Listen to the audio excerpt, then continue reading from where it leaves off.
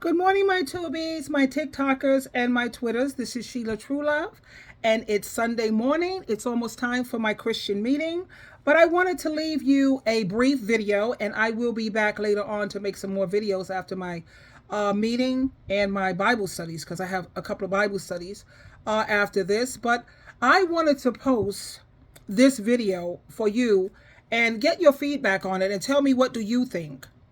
The number one thing that all women need to know about men.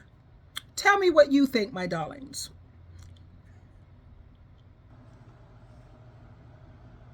With another triggering topic.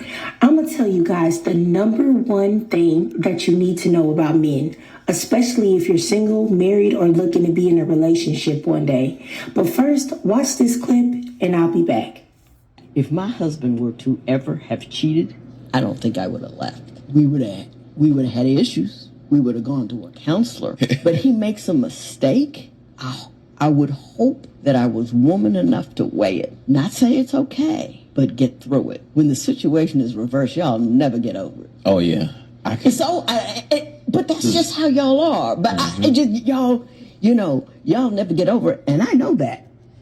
Now, I like Judge Lynn Toller, but I gotta tell the truth in here today. Now, I know y'all heard her say that if her husband had cheated, she probably wouldn't leave and they would get through it. But at the same time, she acknowledged that men don't get over it, and they probably wouldn't give a woman that same grace. And it really got me to thinking. And this brings me to my main point. The number one thing that you need to know about men is that they will never change or bend their moral standards for women or even a particular woman. And what do I mean by that? Well, there are many moral standards and values that a lot of women consider to be patriarchal or outdated that men still follow. Like, men are these sexual beings that need variety and they have a lack of sexual self-control, and therefore they can't help themselves when they cheat. They're just making these mistakes. Or the idea that a woman can only be loose and promiscuous or judged for that activity. But men, when they do it, they're the man or cool for being like that. Or how the body count of a woman is the measure of her value and desirability and ability to be wifed or taken seriously. Or that a man cheating is not that serious. But a woman cheating can never be accepted, or the man is weak. The same with accepting side babies. A man can want you to accept something like that from him, but a man accepting a baby a woman made from cheating is virtually unheard of, right? And for the most part, men do not ever bend on these rules and standards. However, women will bend their standards for a man. He cheats. A lot of women will make all type of excuses to still be with him. Oh, he's just a man. That's just the way they are. Or if they had a baby on you, oh, we can get through it. Or even a man asking for a threesome. A woman sometimes will go through that even if she doesn't want to, just to make him happy. Even though a man usually would never let his woman engage with another man just to make her happy. And I say all that to say this. When engaging with men, you have always got to understand that men, for the most part, do not bend on their standards and what they consider sacred just to have a woman, no matter who that woman is. And I truly believe that women should do the same. You should never bend your standards and accept things from a man that you're not comfortable with, because 9 times out of 10, he would not do the same for you. And this isn't a dig on men at all. I actually admire that about men. They put themselves first. But I do believe that women should do the same. Never bend the standards that you have for yourself or for your partner, because the same would not be done for you. But y'all let me know what y'all think down below. Well, there you have it, Tubies and TikTokers and Teletubbies. You know, I love Judge Toller. I admire her so much. And at the same time, she said if her husband were to have cheated on her, she would not leave. I'm assuming that she is speaking about if he did it one time. She considers it to be a mistake. I don't see it that way, because cheating is never a mistake.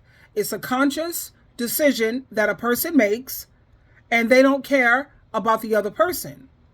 Now, you have some people, who believe in giving a second chance. And I wouldn't, judge a person or condemn a woman for giving her husband a second chance. I wouldn't do it. That's just me. I've done it before when I was younger with my children's father, when he cheated on me and I was pregnant, with my second child. No, with my first child, with my second child, whatever. He was cheating on me when I was pregnant. And I gave him a second chance. And because I didn't get over it as soon as he thought I should have gotten over it, he cheated on me again. And that was it. I also don't give second chances because I think about my sister-in-law, Cynthia. She's dead now. She died of AIDS in the early 80s because she was the type who, as long as he treats me right, I don't care what he does outside the household, as long as he don't leave me and as long as he treats me right. And she ended up dying of AIDS, and it was the saddest thing you ever wanted to see. No woman thinks that she would have to wear a condom with her own husband. But this day and age, you better. Especially when you listen to prostitutes who are being interviewed, and they said that 90% of their clients are married men. And then they ask the prostitutes what type of sexual acts are these men asking for, and they go into detail. But if you choose to give your husband a second chance and go into therapy, I get it. I understand that. With the third 3 strikes, you're out. You had a first time, you could have killed me, because some people commit suicide behind things like that. Some people can't handle things like that.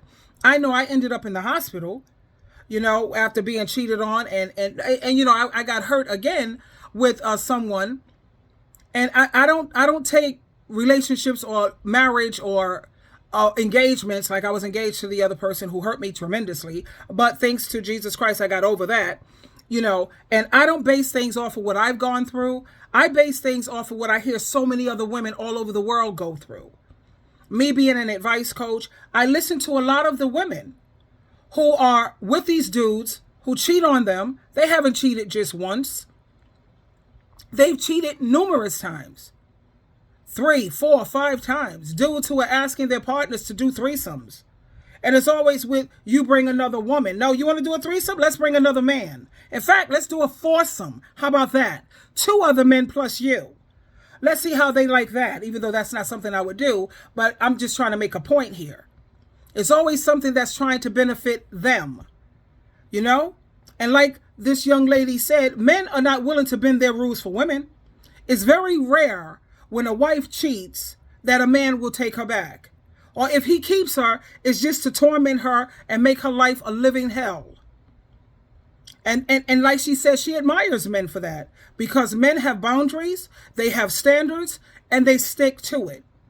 And I think that women, we should follow that example because it's true. You don't sit up here and tolerate somebody jeopardizing your life and your health. Anyway, I'm late. I got to get to my Christian meeting. I love you, and I'll be back later on after my Bible studies. Bye, babies.